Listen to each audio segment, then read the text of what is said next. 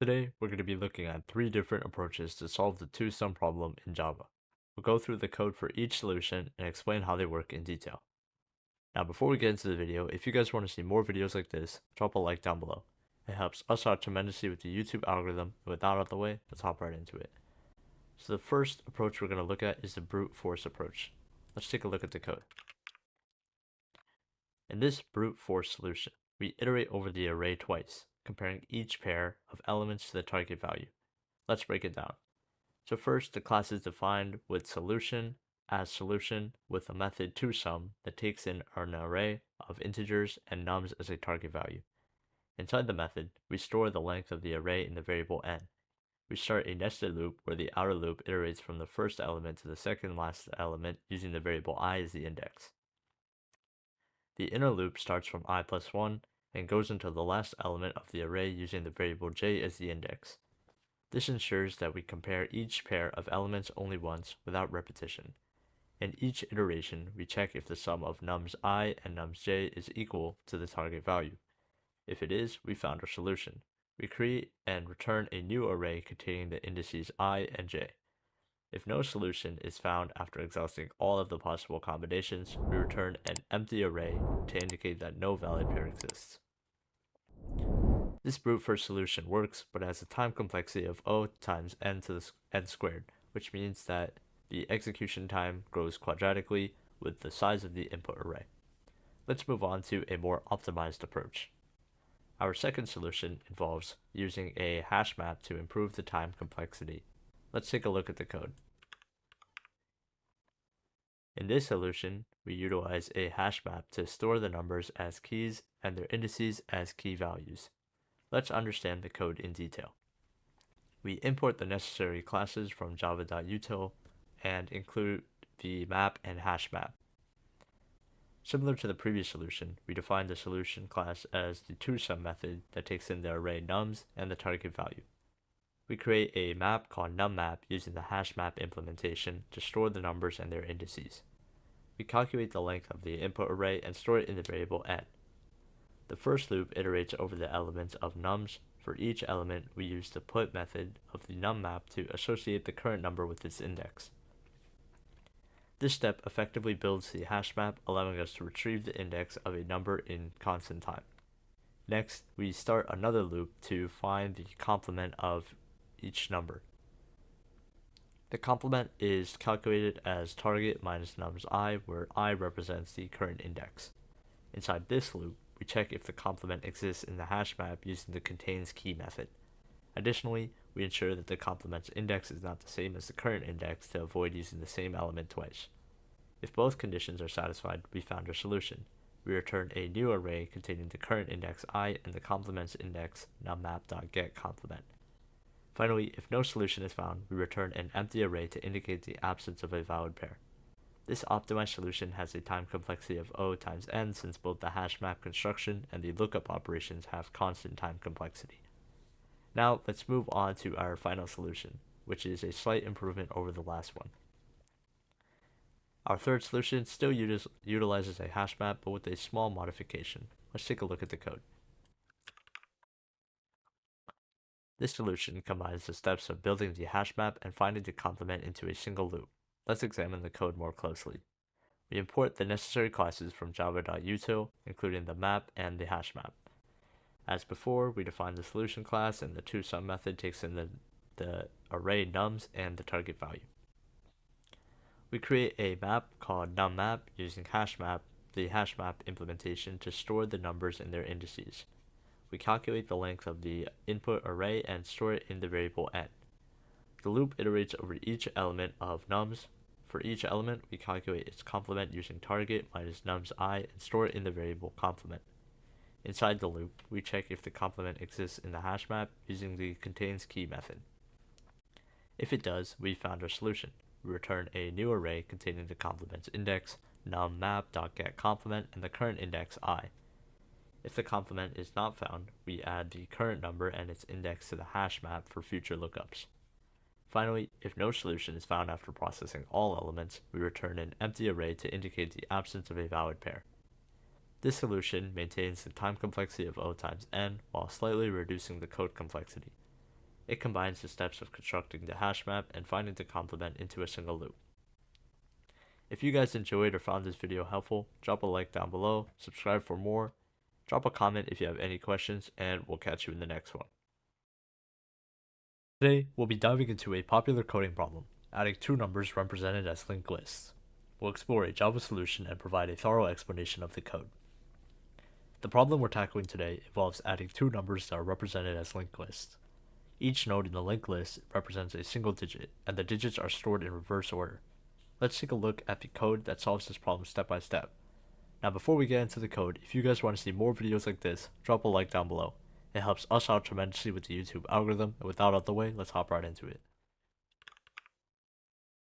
We begin by defining a class called solution, which encapsulates the logic for adding two numbers represented as linked lists, or what was already given by the prompt. Inside the class, there's a method, addTwoNumbers, that takes in two linked lists, L1 and L2, and returns the resulting linked list. Now, to handle the creation of the resulting linked list, we create a dummy head node and initialize a tail pointer to it. This dummy head will help us simplify the insertion process. We also declare an integer variable called carry to keep track of any carryover that may occur during addition. The core of the algorithm is within the while loop. It continues until both linked lists are fully traversed and that there is no remaining carryover. Within each iteration of the loop, we extract the digits from the current nodes of L1 and L2 respectively. If either list has been fully traversed, we assign a value of 0 to the corresponding digit. We then compute the sum of the two digits along with the carryover from the previous iteration. The resulting sum is divided by 10 in order to obtain the digit to be stored in the current node of the resulting linked list. We take the modulus 10 of the sum to get the digit value. The carryover of the next iteration is obtained by dividing the sum by 10. We create a new node with a computed digit and append it to the tail of the resulting linked list. The tail is then updated to the newly added node, maintaining the correct position for the next iteration. We move to the next nodes L1 and L2 if they exist, using a conditional operator to handle cases where a list has been fully traversed. Once the loop ends, we have the final resulting linked list. We assign the next pointer of the dummy head to the result pointer. Now before returning the result, we set the next pointer of the dummy head to null to prevent any lingering references and potentially any memory leaks. Alright, let's go ahead and run it. Alright, so that's going to be it for this video. If you guys enjoyed or found it helpful, drop a like down below, drop a comment if you have any questions, subscribe for more, and we'll catch you in the next one. Today, we'll be exploring a popular coding problem, finding the length of the longest substring without repeating characters. We'll delve into a Java solution and provide a comprehensive explanation of the code. The problem we're tackling today involves finding the length of the longest substring in a given string that does not contain any repeating characters. We'll now explore a Java solution that utilizes an optimized approach. Now before we take a look at the code segment, if you guys want to see more videos like this, drop a like down below. It helps us out tremendously with the YouTube algorithm. With that out of the way, let's hop right into it. In this solution, we utilize an integer array called char index to store the index of the last occurrence of each character that was encountered in the string. The array has a size of 128, which corresponds to the ASCII character set. We also initialize the maximum length of the substring, max length, to 0, and the left pointer, left, which marks the start of the substring. Within the loop, we iterate through a string using the right pointer. For each character at schar at right, we check if the last occurrence is within the current substring. If the last occurrence is indeed within the substring, we update the left pointer to the right of that occurrence. This ensures that we maintain a valid substring without repeating characters. Next, we update the char index array with the current index of the character, right. This allows us to keep track of the most recent occurrence within for each character. Finally, we update the max length by taking the maximum value between the current max length and the length of the current substring from left to right inclusive, using the math.max function. After iterating through the entire string, we return the max length as the result, which represents the length of the longest substring without repeating characters. Alright, let's go ahead and run it.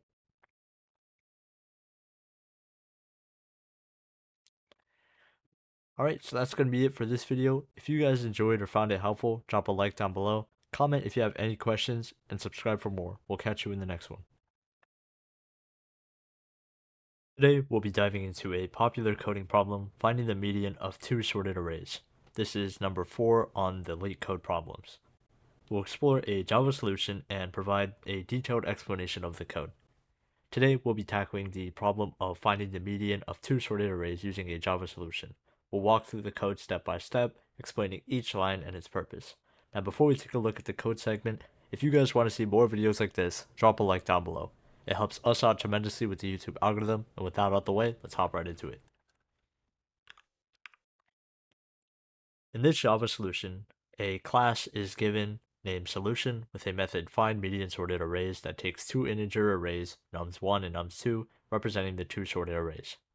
The method returns the median as a double. We start by obtaining the lengths of the input arrays n1 and n2 using the length property. We calculate the total length of the merged array by adding n1 and n2 and create a new array called nums with a calculated length. We initialize the variables k, I, and j to track the indices of the merged array and the two input arrays respectively. Inside the while loop, we merge the two arrays inside the nums array. We compare the elements at nums1i and nums2j and add the two smaller elements to nums, incrementing the respective indices. After merging, we add any remaining elements from either array to the nums array using system.arrayCopy. If there are remaining elements in nums1, we copy them from index I to index k in nums. If there are remaining elements in nums2, we copy them from index j to index k in nums. Finally, we calculate the median based on the length of the nums. If the total number of elements is odd, we return the element at the middle index, n divided by 2. If the total number of elements is even, we return the average of the two middle elements by adding them and dividing their sum by 2.0. Alright, so let's go ahead and run it. Alright, so that's going to be it for this video. If you guys enjoyed or found it helpful, drop a like down below, drop a comment if you have any questions, and subscribe for more, and we'll catch you in the next one. Hello everyone. Today we're going to be solving the longest palindromic substring problem on LeetCode number 5 in Java. Palindromes are fascinating patterns that read the same forwards and backward. So let's take a look at the code and unravel the solution step by step. Now before we get into the video, if you guys want to see more videos like this, drop a like down below. It helps us out tremendously with the YouTube algorithm. With that out of the way, let's hop right into it. Go. So in this Java solution, we have a class solution that contains two class level variables, maxlen to store the maximum length of the palindrome, and low to store the starting index of the longest palindrome. We begin by converting the input string s into a character array input using the toChar array function for efficient access to its elements. Next, we handle the special case where the string has a length of less than 2. In such cases, the string itself is a palindrome, so you return it directly.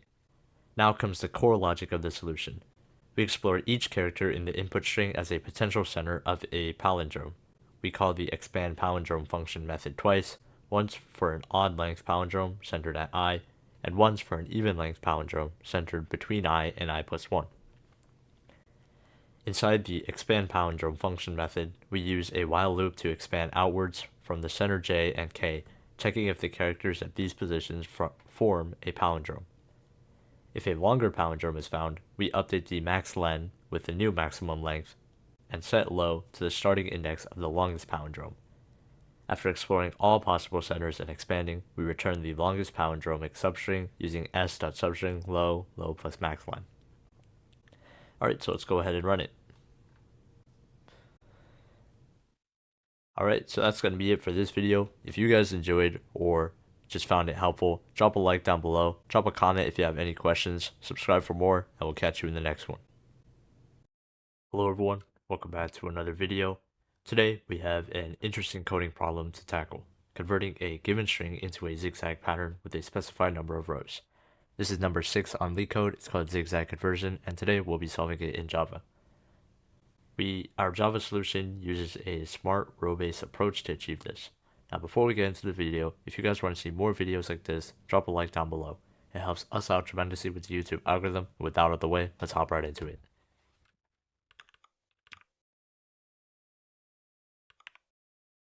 Alright, so we are given a class named solution that contains a method called convert, which converts the input string s into a zigzag pattern with a specified number of rows, num_rows. To handle the case when num_rows is 1, we have a quick check at the beginning. If num_rows is 1, we simply return the original string s, as it won't have any zigzag pattern. Next, we create a list of string builders called rows.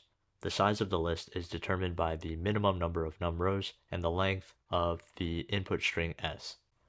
Each element in this list will represent a row in the zigzag pattern.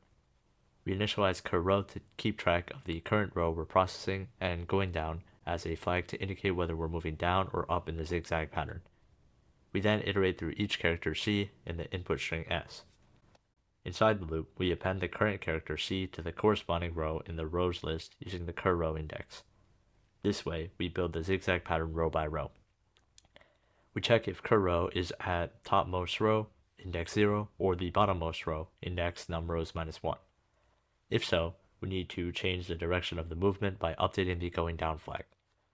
After processing each character, we increment or decrement cur_row based on the value of the going down flag, effectively moving us up or down the zigzag pattern. Once we've constructed the zigzag pattern, we connectate the characters in each row to form the final converted string stored in the variable ret. We then return the converted string, which is our answer. So now let's go ahead and run this. And we were accepted. So that's going to be it for this video. If you guys enjoyed or found it helpful, drop a like down below, drop a comment if you have any questions, subscribe for more, and we'll catch you in the next one. Hello everyone, welcome back to another video. Today we're going to explore an efficient Java solution to the reverse and integer problem while handling overflow and underflow conditions. This approach cleverly uses simple arithmetic operations to tackle the problem. This is number 7 on LeetCode and it's just called reverse integer. Now before we get into the code, if you guys want to see more videos like this, drop a like down below. It helps us out tremendously with the YouTube algorithm. With that out of the way, let's hop right into it. Alright, so in this Java solution, we're given a class named solution that contains a method called reverse, which reverses the input integer x while carefully handling overflow and underflow conditions. We begin by declaring an integer variable rev and initializing it to 0. The variable will store the reversed integer. The heart of this solution is in the while loop, which iterates as long as the input integer x is not 0. Inside the loop, we use the modulo operator, or the percent, to obtain the last digit of the input integer x, which we store in the variable pop.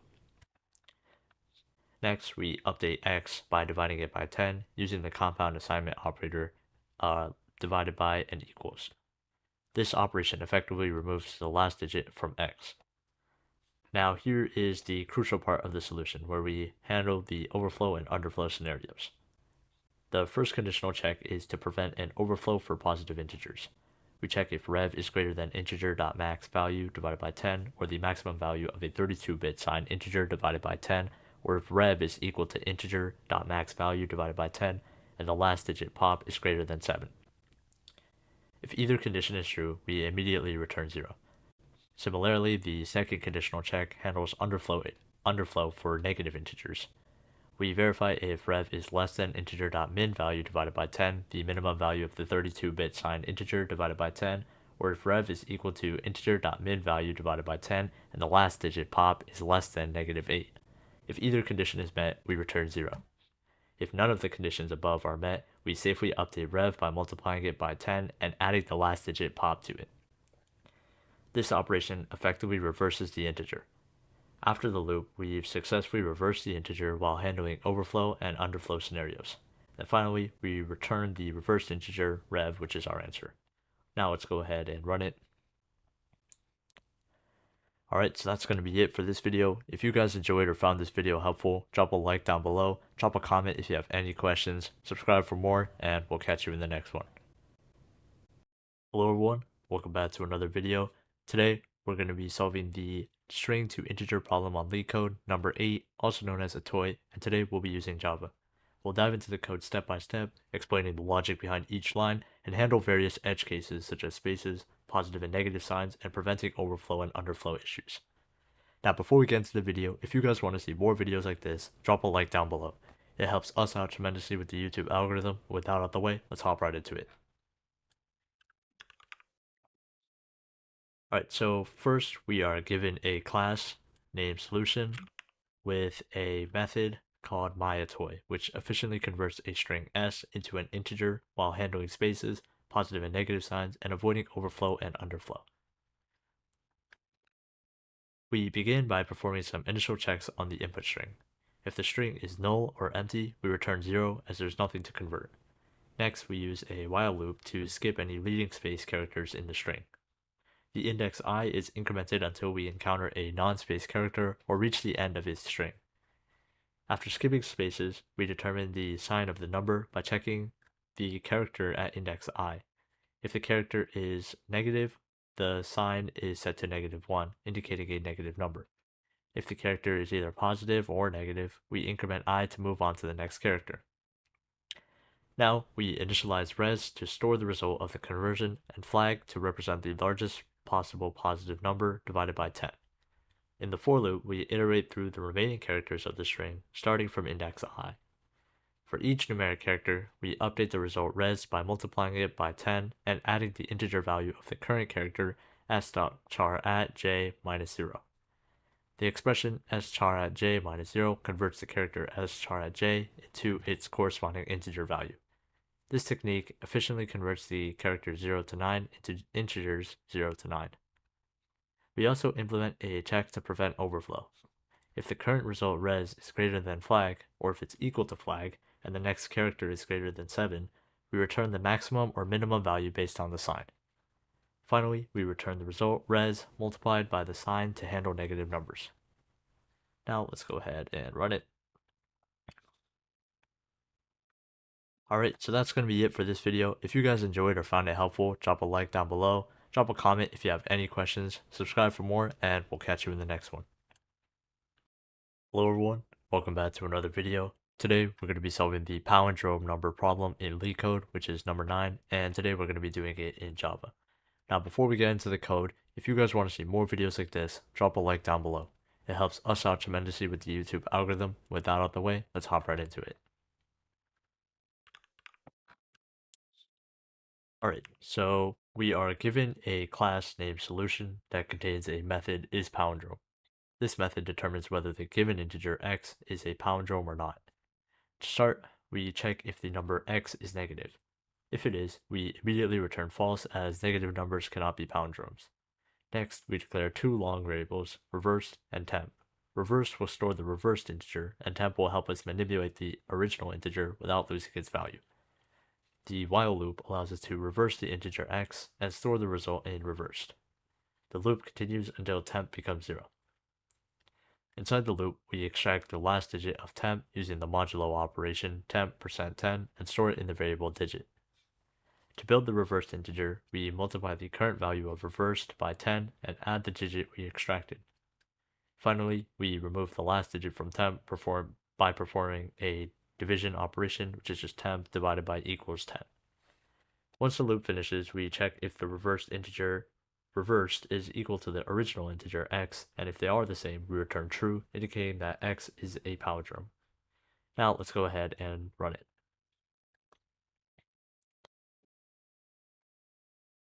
Alright, so that's going to be it for this video. If you guys enjoyed or found it helpful, drop a like down below, drop a comment if you have any questions, subscribe for more, and we'll catch you in the next one. Hello everyone, welcome back to another video. Today we're going to be solving the regular expression matching problem on LeetCode, which is number 10. It's rated hard, and we're going to be doing it in Java today. Now before we get into the code, if you guys want to see more videos like this, drop a like down below. It helps us out tremendously with the YouTube algorithm. With that out of the way, let's hop right into it. Alright, so Let's start with the result enum. It's used to represent the possible results of our subproblems. We have two options, true and false, which help us differentiate between a successful and unsuccessful match. Next, we define the solution class, or the solution class is already given, with a 2D array called memo. This array is used to store the results of subproblems to avoid redundant computations during our dynamic programming process. The isMatch method serves as an entry point for our dynamic programming algorithm. It initializes the memo array with null values and then calls the dp method with initial indices I equals 0 and j equals 0 to start solving the problem. Now let's dive into the dp method. This is where the actual dynamic programming and memoization takes place. We first check if the result for the current state, j, is already available in the memo array. If so, we return the result directly to avoid recomputation. If the result is not available in the memo array, we calculate it based on the current indices I and j. We check if j has reached the end of the pattern. If so, the result depends on whether I has also reached the end of the text. If I has reached the end of the text, it means that we've successfully matched the entire pattern with the entire text, so we return true. Otherwise, it means that there are still unmatched characters in the text, and we return false. If j has not reached the end of the pattern, we proceed with the two possibilities based on the current characters in text and pattern. The variable firstMatch helps us determine if there's a match between current characters in text and pattern. We use the char@at method to access individual characters in the strings. If there's a match, we consider two different cases. If the next character is pattern is quotation mark, we have the option to either skip the quotation mark and its preceding character in the pattern, j plus 2, or continue matching the current character in the text, I plus 1, with the same character in the pattern, j. We use recursion to explore both possibilities. If the next character in pattern is not an asterisk, it means that we have a 1-to-1 character match. In this case, we move both I and j one step forward to continue matching. After calculating the result, we store it in the memo array for future reference and then return the final result. So now let's go ahead and run it.